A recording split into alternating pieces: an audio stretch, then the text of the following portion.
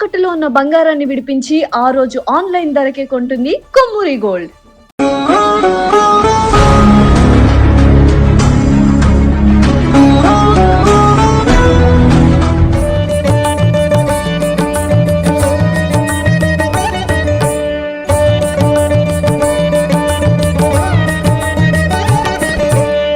శివాయ శివాయ ఓం నమః శివాయ భవాయ ఓం నమః శివాయ హరాయ ఓం నమః శివాయ నమో నమః. నమస్తే, వెల్కమ్ టు సుమన్ టీవీ. ప్రస్తుతం మనం వికారాబాద్ జిల్లా తాండూరు మండలం అంతారం వాసునాయక్ తాండాలో ఉన్నటువంటి భూ కైలాస్ ద్వాదశ జ్యోతిర్లింగ క్షేత్రం దగ్గర ఉన్నామండి. ఈ దేవస్థానం చూడాలంటే నిజంగా అదృష్టం ఉండాలని చెప్తూ ఉంటారు. ప్రత్యేకంగా 2011వ సంవత్సరంలో వాసునాయక్ గారు నిర్మించడం జరిగింది. ఒకసారి ఆలయంలోకి వెళ్ళి చూద్దామా, పదండి. ఇక్కడ అమ్మవారు కూడా అందులోనూ ప్రత్యేకంగా అష్టాదశ శక్తిపీఠాలలో 9 శక్తిపీఠాలకు సంబంధించిన అమ్మవార్లను కూడా ఇక్కడ ప్రతిష్ఠించడం జరిగింది. వారిని కూడా మనం దర్శనం చేసుకోవచ్చు. మనం టికెట్ తీసుకున్న తర్వాత కొంత దూరం ముందుకు వస్తే ఇక్కడి నుంచి మనకి ఆలయం ప్రారంభం అని చెప్పుకోవాలండి. ప్రత్యేకంగా అంటే దర్శనం, దేవీ దేవతల దర్శనం కావచ్చు, స్వామివారి దర్శనం కావచ్చు, ఇక్కడి నుంచే మనకి ప్రారంభం అవుతాయి.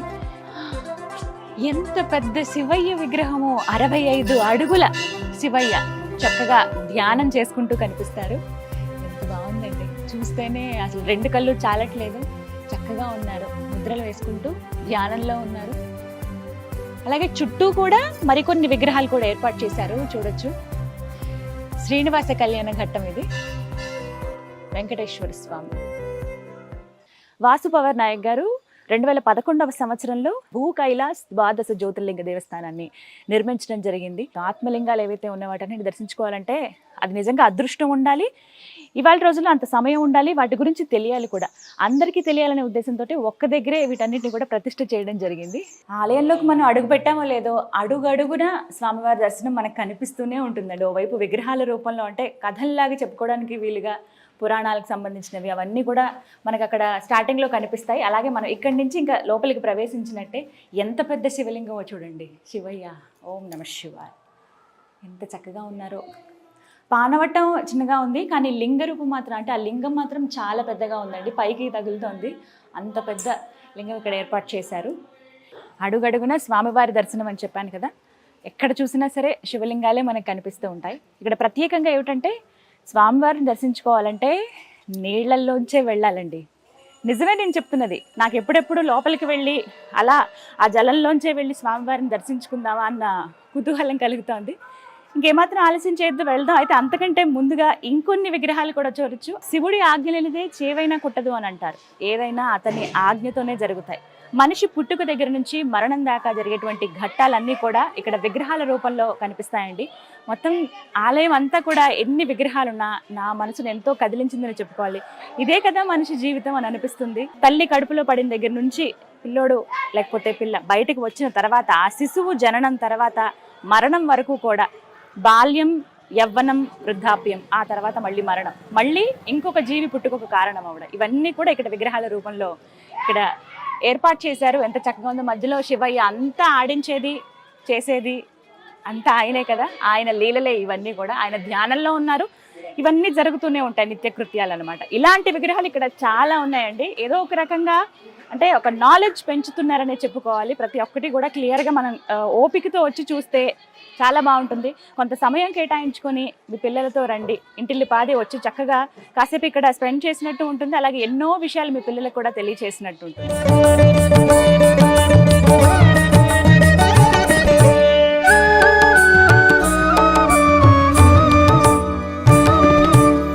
సాంబ సదా శివ శంభో శంకర భవహర పురహర శ్రిత అభయంకర.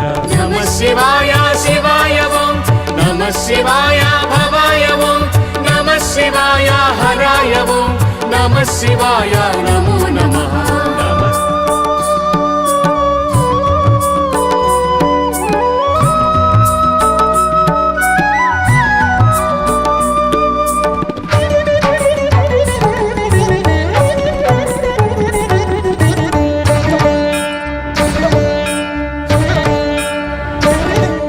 ఎప్పుడెప్పుడు స్వామివారిని దర్శించుకుందాం అన్న కుతూహలం నాలో ఉందని చెప్పానుగా, వచ్చేసాను. ఇటువైపు నుంచేనండి, ఇదే ప్రధాన ద్వారం. ఇక్కడి నుంచే లోపలికి మనం దర్శనానికి వెళ్ళొచ్చు. అయితే నీళ్లలోంచే వెళ్ళాలి. మొదటి నుంచి స్టార్ట్ చేసుకుంటే మనకి ప్రారంభం నుంచి కూడా 12 లింగాల దర్శనం జరుగుతుంది. నాతో పాటు మీరందరూ కూడా దర్శనం చేసుకుందరు గానీ రండి. పతి వినాయకుడు చక్కగా తీసుకురా స్వామి అని ఆయన అడగాలి. గణపతి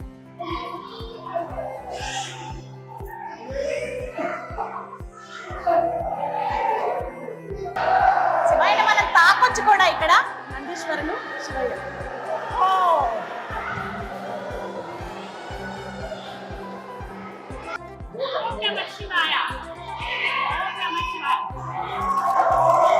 ఇది నిజంగా నా మొట్టమొదటి అనుభవం.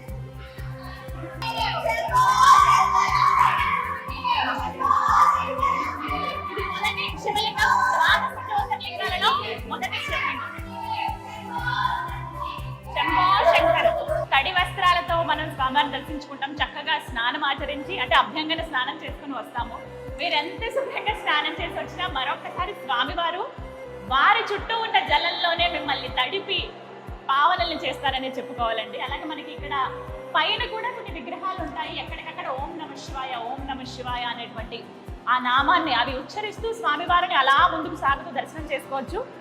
మరొక జ్యోతిర్లింగం ఓం నమ శివాయ. ఎంతటి మహద్భాగ్యమో నాకు. సో శివుడు చక్కగా పార్వతి అమ్మవారు ఒళ్ళో కూర్చుని ఉన్నారు. సృష్టి స్థితి లయకారకులు అంటే బ్రహ్మ విష్ణు మహేశ్వరులను చెప్తూ ఉంటారు. ప్రత్యేకంగా శివయ్య మనం ఏం చేయాలన్నా ఆయన ఆజ్ఞ ఉండాల్సిందే. ఆయన ఆజ్ఞ అలా ఉంది కాబట్టి, మేబీ ఆయన ఆజ్ఞ ఉంది కాబట్టి, ఆయన చిత్తంలో ఉంది కాబట్టి ఇవాళ నేను ఈ విధంగా మా టీం అందరితో వచ్చి దర్శనం చేసుకుంటున్నాను అనమాట.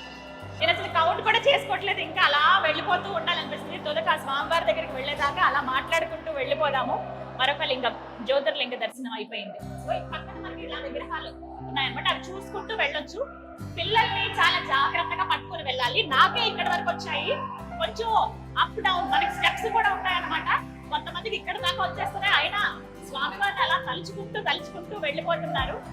చాలా హాయిగా అనిపిస్తుంది. ఇది ఒక వింత అనుభూతి. ఖచ్చితంగా అందరూ రావాలి, వచ్చి ఆ స్వామివారిని దర్శనం చేసుకోవచ్చు. కుటుంబ సమేతంగా వేరే వేరే ఊర్ల నుంచి వేరే వేరే రాష్ట్రాల నుంచి కూడా వచ్చి దర్శనం చేసుకుంటూ ఉన్నారు. చాలా మంది భక్తులు అంటే నిత్యం ఇదే విధంగా ఉంటుందండి. సోమవారం నుంచి మళ్ళీ ఆదివారం వరకు కూడా నిత్యం ఈ విధంగానే ఉంటుంది. మరొక జ్యోతిర్లింగ దర్శనం ఓం నమ శివాయ. నిర్మాణం అంతా కూడానండి చాలా రంగురంగులతో ఎంత అందంగా తీర్చిదిద్దారో. ప్రతి ఒక్కటి కూడా చుట్టూ విగ్రహాలు ఉండడం, అలాగే ఎక్కడికక్కడ రంగులు ఆ ఎంపిక కూడా చాలా అందంగా ఉంది. సర్వాంగ సుందరంగా ఆలయాన్ని తీర్చిదిద్దారు వాసు పవర్ నాయక్ గారు. ఆయన ఎంత అదృష్టవంతులో కదా. మరొక జ్యోతిర్లింగం ఓం నమ శివాయ. ఒక్కొక్క లింగాన్ని దర్శనం చేసుకుంటూ చక్కగా వెళ్ళొచ్చు. మన జీవితంలో మనం 12 జ్యోతిర్లింగాలు చూసిన వాళ్ళు ఉంటారు. నేనైతే ఇప్పటి వరకు మొత్తం 12 లింగాలని కూడా ఎప్పుడు దర్శనం చేసుకోలేదు, 1-2 చూసాను అంతే తప్ప. కానీ ఇలా ఒకే దగ్గర ఇన్ని లింగాలను దర్శనం చేసుకోవడం నిజంగా ఒక దివ్యమైన అనుభూతి అండి. చాలా అదృష్టంగా భావిస్తున్నాను నేనైతే. లోపలికి కావాల్సిన నీళ్లు ఎప్పటికప్పుడు శుభ్రం చేస్తారండి. అంటే నీళ్ళు ఎప్పుడైనా సరే మనకు ఆ స్మెల్ అనేది వస్తుంది కాబట్టి అలా ఇబ్బంది లేకుండా నీరు ఎప్పటికప్పుడు క్లీనింగ్ అనేది ఉంటుంది. బయటికి వెళ్ళిపోయినా ఇక్కడ నుంచి పైప్స్ ఏర్పాటు చేశారు ఇలా నందీశ్వరుల వారు. ఈ పైప్ లోపల నుంచి వాటర్ వస్తాయి అన్నమాట. ఫిల్ అయితే ఇక్కడ కరెక్ట్ కంటైనర్ లెవెల్ వరకు నింపేస్తారు. మరొక లింగం. ఈ లింగం తర్వాత మెయిన్ మనకి ప్రధాన లింగం దగ్గరికి మనం వెళ్ళిపోతున్నాము. చివరిగా ఈయనని కూడా దర్శనం చేసేస్తున్నాం ఓం నమ శివాయ. ఇరువైపులా కూడా మనకి విగ్రహాలు ఉంటాయని చెప్పండి. ఇక్కడ చూడొచ్చు శనీశ్వరుల వారి విగ్రహం. అక్కడ చూసారా గౌతమ బుద్ధుడు, వారి విగ్రహం కూడా ఏర్పాటు చేశారు. పైకి వెళ్ళిపోదాం. ఇక్కడ మెట్లుంటాయి, చూసుకుని వెళ్ళాలి. వాటర్ కూడా చాలా తేటగా క్లియర్ గా ఉన్నాయండి. ఎంత నీట్ గా ఉన్నాయో దాంతోపాటుగా ఎప్పటికప్పుడు చేంజ్ చేస్తూ ఉంటారు. సో అందుకని చూడండి, ఏ కింద ఏమైనా కాయిన్ పడిపోయినా కూడా తెలుస్తోంది మనకి అంత తొందరగా. కొంతమంది ఇక్కడే ఇలా స్నానాలు మునిగిపోయి స్వామివారి దర్శనానికి వెళ్ళిపోతున్నారు. వెళ్దాం పదండి. ఇక్కడ నుంచి మళ్ళీ మెట్లు చూసుకుంటూ నడవాలి.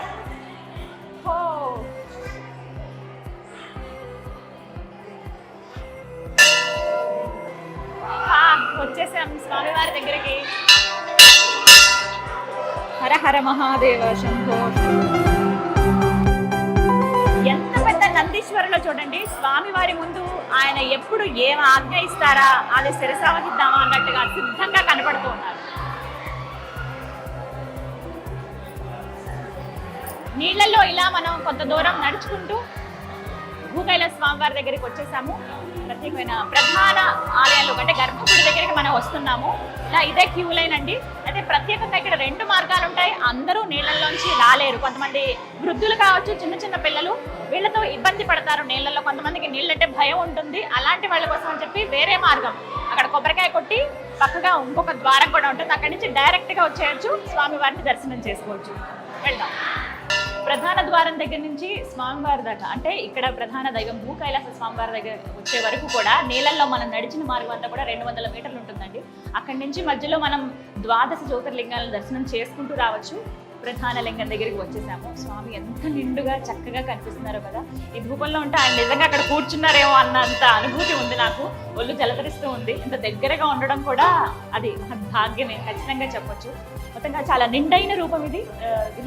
లింగం మనకి పైనుంచి చూడవచ్చు. పానవట్టం ఇది కావచ్చు. చాలా చక్కగా ఎప్పటికప్పుడు పూజలు చేస్తూ ఉంటారు. ప్రత్యేకంగా అభిషేకాలు అనేవి నిత్యం జరుగుతూనే ఉంటాయి. ఉదయం నుంచి మొదలు పెడితే అంటే ప్రారంభం 3-4 గంటల నుంచి అప్పటి నుంచి స్టార్ట్ చేసుకుంటే కైంకర్యాలు అన్నీ జరగడానికి కూడా మళ్ళీ భక్తుల దర్శనం 6 గంటలకి మళ్ళీ ప్రారంభం అయిపోతుంది. సాయంత్రం అంటే దగ్గర రాత్రి 7:30 గంటల దాకా కూడా దర్శనం జరుగుతూనే ఉంటుంది. ఈ విధంగానే భక్తులు వస్తూ ఉంటారు.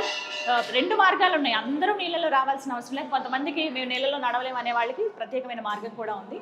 ఇక్కడ అభిషేకాలు నిర్వహించి భక్తులు స్వయంగా వచ్చి వారి చేత కూడా అభిషేకాలు నిర్వహిస్తూ ఉంటారు. అలా వచ్చిన వాళ్ళు దగ్గర ఒక 20 మంది ఉంచడానికి వీలుగా లోపల గర్భగుడిలో మనకి అంతటి స్పేస్ అనేది ఉందండి. ఎక్కువ ఖాళీ స్థలంగా కూడా మనకు కనిపిస్తూ ఉంటుంది. ఇక్కడ స్వామివారిని ఒక్క నిమిషం మనసారా అలా స్మరించుకొని ఒక్క నిమిషం ఉంటే చాలు, ఆ ఘంటానాదాలు మనం వినవచ్చు. అలాగే ఓంకార నాదం కూడా మనకి ప్రతి చోట అణువున వినపడుతూ ఉంటుంది. ఒక్కసారి నేను కూడా కళ్ళు మూసుకొని స్వామివారి ధ్యానం చేస్తాను.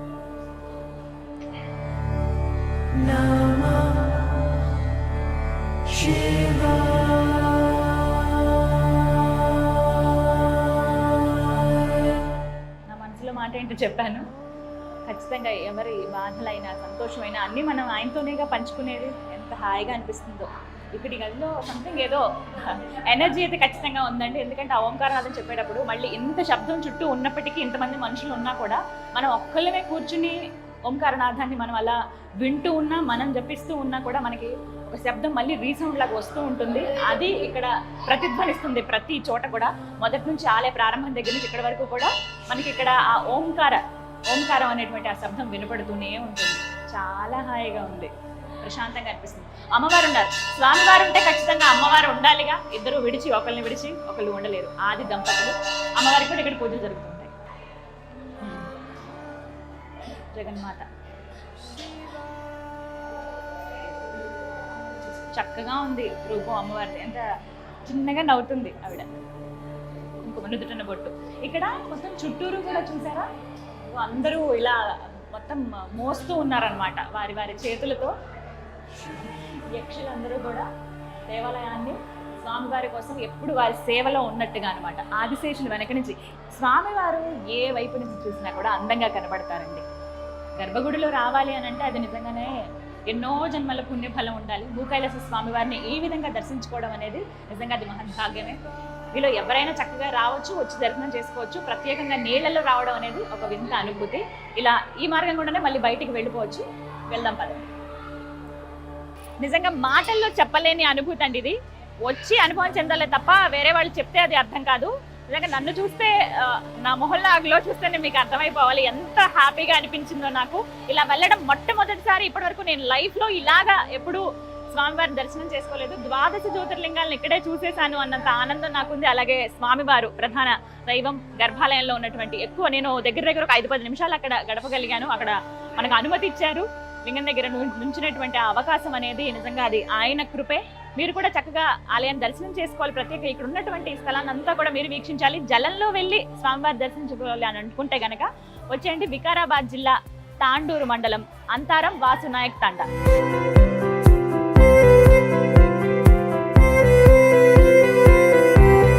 భూకైలాస్ విశ్వనాథుని దర్శనం నిజంగా ఒక మహద్భాగ్యంగానే చెప్తామండి. ఎంతో మంది భక్తులు నిత్యం ఇక్కడికి వస్తూ ఉంటారు. ప్రత్యేకమైన రోజుల్లోనే కాదు, ప్రతి నిత్యం ఏదో కార్యక్రమాలు ఇక్కడ జరుగుతూ ఉంటాయి. నిత్యం ఆ దర్శనాలు అనేవి జరుగుతూ ఉంటాయి. ఓవైపు ఉచితంగా అన్నదాన కార్యక్రమం కూడా ఉంటుంది. ఎంతమంది వచ్చినా వారికి అన్నదానం కూడా ఏర్పాటు చేస్తారు. కొంతమంది భక్తులు మన దగ్గర ఉన్నారు, వారితో మాట్లాడతాం. నమస్కారం అమ్మా, ఎక్కడి నుంచి వచ్చారు మీరు? మా దగ్గర హైదరాబాద్ కానీ ఆహా. ఆలయం గురించి ఎలా తెలిసింది మీకు? ఇక్కడ చూసిన వాళ్ళు చెప్తే అవునా? వచ్చినాం. ఎలా ఉంది? మంచిగా అనిపిస్తుంది. ఫస్ట్ భయమైంది, ఆటల్లో దిగినాక మంచిగా అనిపిస్తుంది. దేవుని దర్శనం మంచిగా అయింది మాకు. మంచిగా అనుకున్న పనులు నెరవేరితే మళ్ళీ ఎప్పటికి పబ్లిక్ వస్తూనే ఉంటుంటారు. ఆ నమ్మకమే కదా. చాలా మంది అది కూడా చెప్పారు, అనుకున్నవి నెరవేరుతాయి ఖచ్చితంగా స్వామివారి దగ్గరికి. మేము కూడా మరి ఇప్పుడే ఫస్ట్ దర్శనం చేసుకున్నాం. ఆ దేవుని దగ్గరికి వచ్చినందుకు మంచిగా మాకు కూడా నెరవేరితే కూడా మళ్ళీ ఎప్పటికి పబ్లిక్ వస్తాట్టుగా కూడా కలిగించుకుంటాడు ఆ దేవుడు. అంతే, ఆయన కృప ఎప్పుడు ఉండాలి మేము ఏదని కోరుకుంటాం. ఓం నమో శివాయ. అమ్మ, ఎక్కడి నుంచి వస్తున్నారు మీరు? మాది కర్ణాటక దుగ్నూరు. దుగ్నూరు. తెలుగు వచ్చా మీకు? తెలుగు కొంచెం కొంచెం వస్తుందా? లేదు, మా అమ్మలది ఇక్కడ. ఇక్కడేనా? ఎట్లా తెలుసు మీకు ఇక్కడ దేవాలయం? ఇక్కడ అంటే మా డ్రైవర్ దోలుకొని వచ్చింది. అవునా? ఇలా ఒకసారి చూసిందంట. ఇక భూ కైలాసం పోతామని అన్నాం, తోలుకొని వచ్చింది. భూ కైలాసం వెళ్తా అంటే తీసుకొచ్చారా? ఎలా అనిపించింది మరి లోపలికి వెళ్ళడం? ఏమనిపించలేదు, బాగా మంచిగా వచ్చింది. ఒక భయం ఏం లేదు? ఏం లేదు, మొత్తం మునిగిపోయారే మీరు? అలా మునిగి వెళ్ళారా? భలే ఉంది కదా. మామూలుగా ఆలయానికి చక్కగా స్నానం చేసి వెళ్తాం, ఇదంతా ఓకే, చక్కగా రెడీ అయ్యి వెళ్తాం. ఇక్కడికి ఎలా వచ్చినా కూడా మళ్ళీ స్నానం అయిపోతుంది కదా. ఏం లేదా? మరి కొంతమంది భక్తులు ఉన్నారు, మాట్లాడదాం. హలో అండి, ఎక్కడి నుంచి వస్తున్నారు? జహీరాబాద్ నుంచి. ఓకే, ఎలా తెలిసింది టెంపుల్ గురించి మీకు? యూట్యూబ్ లో చూసాము. అవునా? ఓకే, చాలా బాగుంది, చాలా బాగుంది. ఎలా అనిపించింది మరి అలా నీళ్ళల్లో వెళ్ళడం? అనిపించింది, చాలా బాగుంది. ఇంతకు ముందు ఎప్పుడన్నా వచ్చారా? లేదండి, మాకు ఇంటి దగ్గర వేరే వాళ్ళు వెళ్ళారు, వాళ్ళు చెప్పిండ్రు, అయితే ఒకసారి వెళ్ళాలి అని అనుకున్నా. ఏదో ఈ రోజు పూర్తయింది. అవునా? అంతా స్వామివారి కృపే కదా. సో చూస్తున్నారు కదా, జహీరాబాద్ నుంచి వచ్చారట. ఇలా తెలంగాణ, ఆంధ్రప్రదేశ్, కర్ణాటక, తమిళనాడు నుంచి కూడా చాలా మంది భక్తులు రావటం, దర్శనం చేసుకోవడం కూడా ఉంది. ప్రత్యేకంగా ఇలా ఆలయాలకు వచ్చినప్పుడు అండి, కొన్ని ఊర్లలో అలాగే దేవస్థానాల్లో జాతర జరిగే సమయంలో కొన్ని షాపులు ఏర్పాటు చేస్తారు. నాకు అవంటే భలే ఇష్టం తెలుసా. అక్కడికి వెళ్ళి చక్కగా చిన్న షాపింగ్, ఏదో ఒకటి కొంచెం ఏదైనా అంటే గుర్తుగా ఈ ప్లేస్కి మనం వచ్చాము అని చెప్పి తీసుకుంటాం కదా. మామూలుగా తిరుపతి ఇలాంటి ప్లేసెస్కి వెళ్ళినప్పుడు, అరుణాచలం నేను వెళ్ళాను, అక్కడికి వెళ్ళినప్పుడు అక్కడ గుర్తుగా ఏదన్నా ఒక్క వస్తువు తీసుకుంటూ ఉంటాను అనమాట. అలా నాకు ఇప్పుడు తీసుకోవాలనిపిస్తుంది. సో ఒకసారి ఆ చిన్న షాప్లో ఏర్పాటు చేశారు, అక్కడికి వెళ్దామా? పదండి.